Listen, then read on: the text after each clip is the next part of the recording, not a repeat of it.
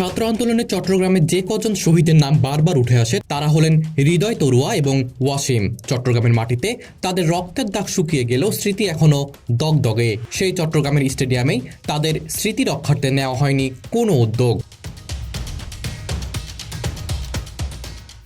এবারের বিপিএলকে সাজানোর কথা ছিল ঘটে যাওয়া গণ অভ্যুত্থানের স্মৃতিকে সমুজ্জ্বল রাখার প্রয়াসে। সে লক্ষ্যে মিরপুর ও সিলেট স্টেডিয়ামে রাখা হয়েছিল আবু সাইদ স্ট্যান্ড এবং মুগ্ধ পানি কর্নার। কিন্তু চট্টগ্রামে বীর শহীদ ওয়াসিম এবং হৃদয় তরুয়া থাকতেও তাদের বদলে এখানেও রাখা হয়েছে আবু সাইদ কর্নার। বিষয়টি যেন দায় সারা কাজ, নেই কোনো সুনির্দিষ্ট চিন্তাভাবনা।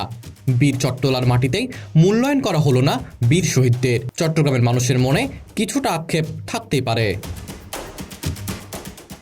মুনোয়ার আঞ্জুম রিফাত, বিডি আর্কাইভ।